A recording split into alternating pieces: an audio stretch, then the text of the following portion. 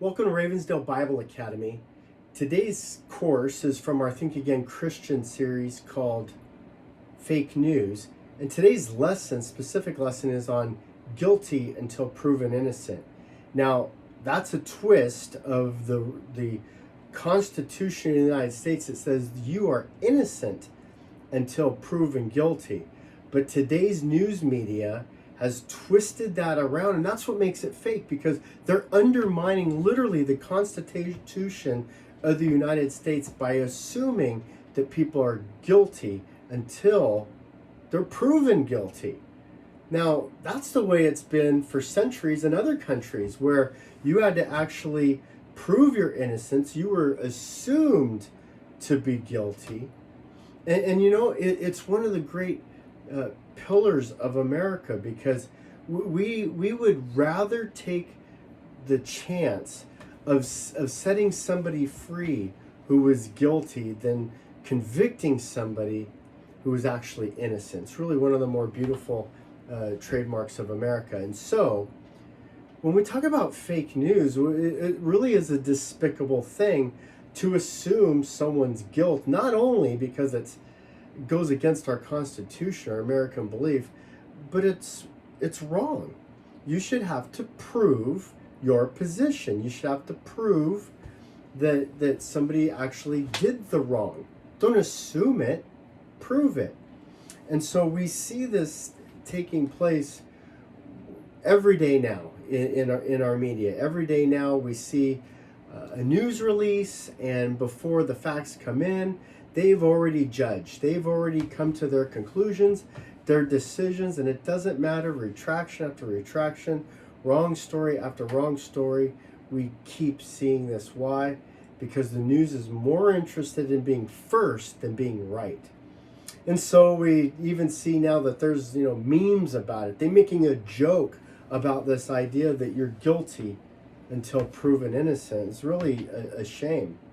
Now why? Why is this so important? Well, we had a Supreme Court justice, and as Kavanaugh was being investigated and vetted and interviewed for this position, an accusation came against him.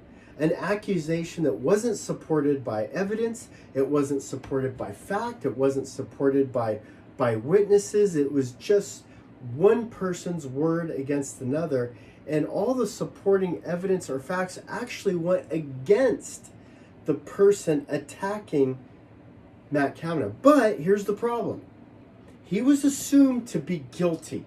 He was assumed that he was guilty, and people stormed, Congress and the Capitol building and protested, even though he was never proven to be guilty. And why is that a problem? Well, about 15 years before that, we had the same situation with Clarence Thomas, where he was falsely accused, and his accuser had no evidence, no proof, and to this day, the assumption is that Clarence Thomas was guilty, even though it was never proven, even though it was never evidence, and that's really sad, and that's a shame. And the media continues to perpetuate that false narrative even to this day. So when Kavanaugh's case comes up, then Clarence Thomas's case comes up as well, and both are presented as though, well, they were probably guilty. Just absolutely shameful reporting. We see how this is negatively affecting our country. When this is George Floyd, and when there's a situation that happens, and the rush to judgment, and we don't get all the information, well, what happens is people make their judgments before all the facts come in. So before all the facts came in, we didn't know exactly what the full story was with George Floyd.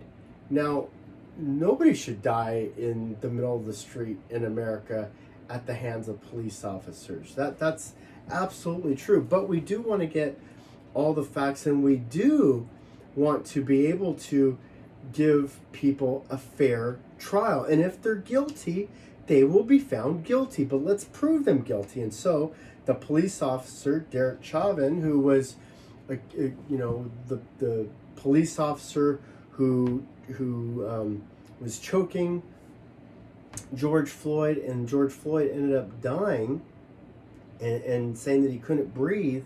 Well, look, we want to make sure that he has a fair trial.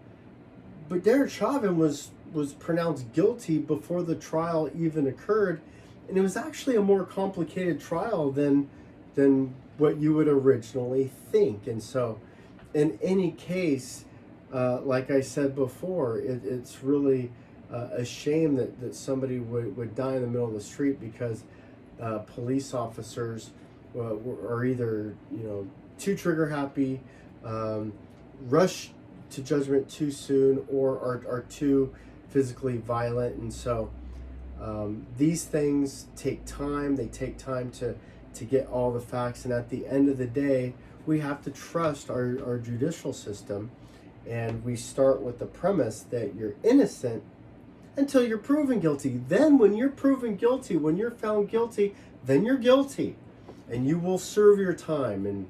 And Derek Chauvin is going to be serving his time. So we want to make sure that when we are talking about news, that we're getting the news right, that we're getting the facts straight. Because if we don't, then what's going to end up happening is we're going to have people like Whoopi Goldberg on The View, and it doesn't even matter if you win your trial. Kyle Rittenhouse won his trial, but he was pronounced guilty before his trial went through. And from that point on and forevermore, you're still going to have people that say, still guilty. And her statement, well, to me, it's still murder. Well, that's not real. That's fake. That's fake news. The real news was that the evidence that presented itself proved and showed that Kyle Rittenhouse was innocent. That's the real news. And so fake news always talks about things like guilty until proven innocent. When you hear that, when you hear the news article or the commentator, when you read about it and they're already pronouncing judgment, well, then you know right away, by definition, that's fake news.